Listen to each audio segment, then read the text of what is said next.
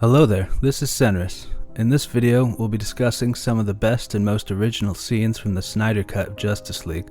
There are a lot of interesting motifs, genre-defying tropes, and original plot devices going on here, and I wanted to point out some of my favorite ones. So the setup of the movie is that you have this brooding badass character that's forming a team to stop a villain from collecting a set of magical MacGuffins that'll make them the master of the universe. I need warriors. This stranger. Others like him. I'm building an alliance to defend ourselves. It's very important that I see this man. This is a pretty fresh take on the superhero genre. It's something you don't see too often. Mr. Stark, you become part of a bigger universe. You just don't know it yet. Who the hell are you? Nick Fury, director of S.H.I.E.L.D. Oh. I'm here to talk to you about the Avenger Initiative.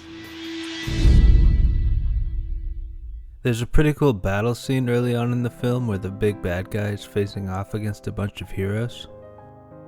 The heroes are slapping the shit out of these fodder enemies, looking cool as hell. You have this cool chick with glowing hands shooting projectiles, and this other guy who's like a god of thunder that zaps the big bad guy with lightning.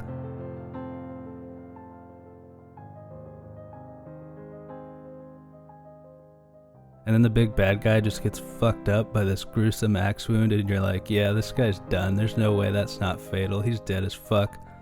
But he somehow miraculously survives to fight another day. I think that's a really cool way to show how resilient the big bad is. Like, things that would normally spell the death of a normal character just don't really apply to this guy. That's a pretty fresh idea you don't see often.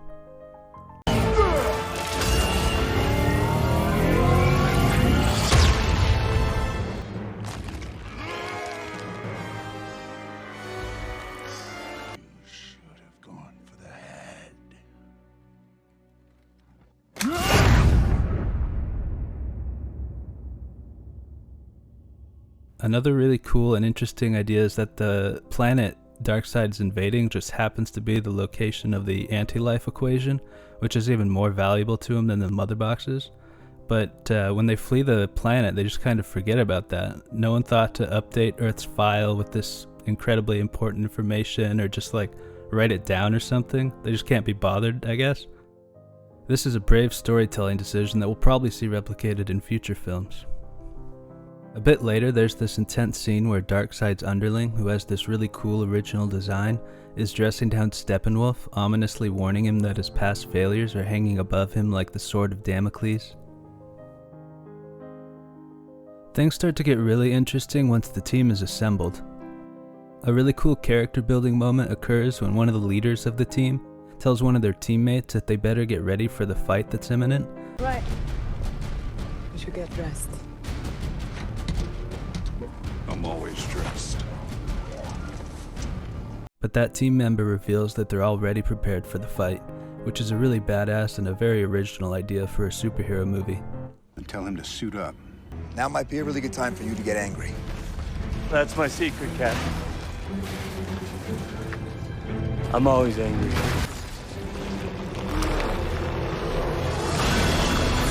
Before the final battle, a crisis occurs within the team where the strongest teammate becomes confused about who's a friend and who's a foe. Hell no! He's confused. He doesn't know who he is. They're forced to come to blows with their former ally in an especially deadly battle where one of them nearly meets their demise. This is something I honestly can say I've never seen before, and I think the DCEU deserves several Oscars for the sheer brilliance it must have taken to come up with such a novel narrative stroke of genius.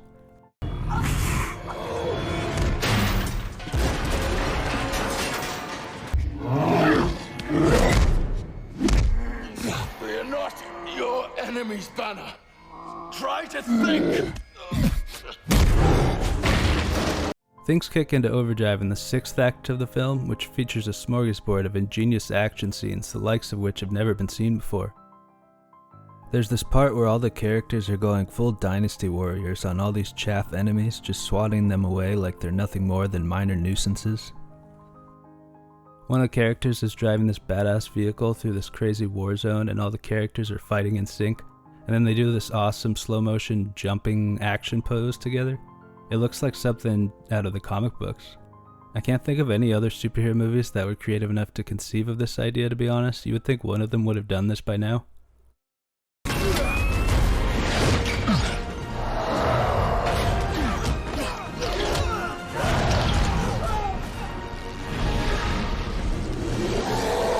At the climax of the movie, the bad guys have assembled all the MacGuffins, and one of our heroes is trying to separate them. In order to fight back, the bad guys take the form of the hero's family to deceive them into failing their quest. This is a clever way to throw a wrench in the hero's plans at the last minute, and using someone they are familiar with and trust is something you just don't see in these kinds of films. Oh my god. What the hell?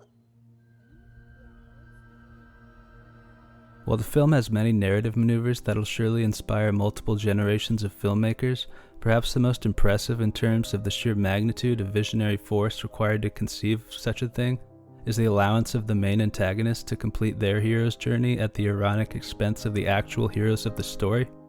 It's too late. He's here.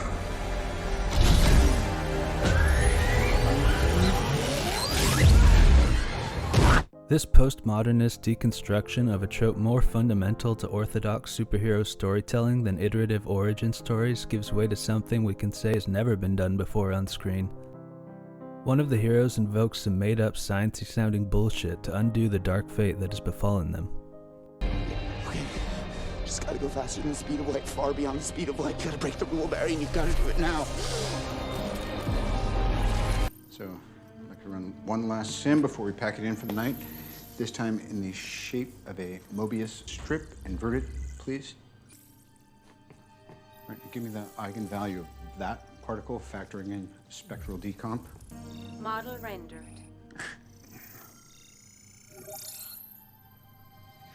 Have either of you guys ever studied quantum physics? This is something that writers should adopt in mediums besides films for the sheer power to make the tragedy of the failure of the good guys mean nothing. I love the way it just completely negated the drama of the scene for the better.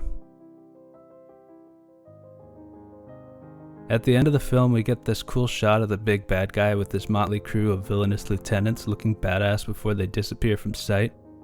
The big bad guy has this sinister sounding line about taking things into their own hand because others have failed them.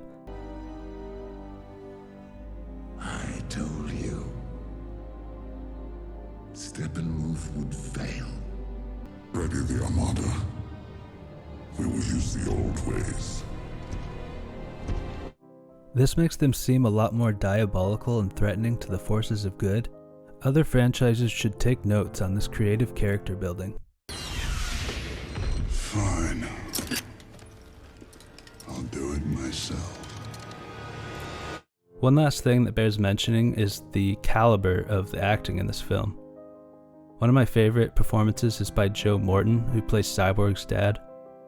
In one of the pivotal scenes of the movie, he has a detonator switch that he's holding off on using to buy the protagonist time, and he ends up saving them more than they know. Morton is the perfect actor for this sort of role, and his dramatic death scene adds so much to the movie, both in terms of the inspired casting and because moviegoers have never seen a scene like this before. I don't know how much longer I can hold this.